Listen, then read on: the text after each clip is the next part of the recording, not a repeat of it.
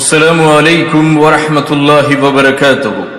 லுஹா தொழுகை தொழுகக்கூடிய மக்களை பார்த்து அல்லாஹு ரப்புல் ஆலமீன் இந்த வார்த்தையை கூறுகின்றான் என்றார்கள் ரசூல் ஸல்லல்லாஹு அலைஹி வஸல்லம் அவர்கள். திருமதியிலே 438வது ஹதீஸாக, அஹமதிலே 26208வது ஹதீஸாக நபி தோழர் அபூதர் ரலியல்லாஹு அன்ஹு அவர்கள் அறிவிக்கின்றார்கள்.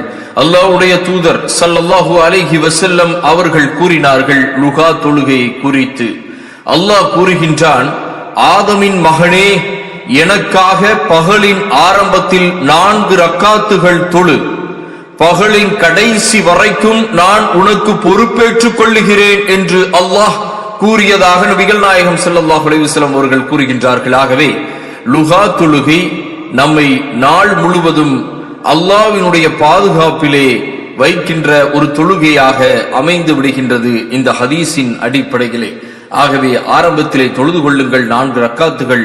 அல்லாஹ் பகலினுடைய கடைசி வரைக்கும் நம்மை பாதுகாக்கின்றான்.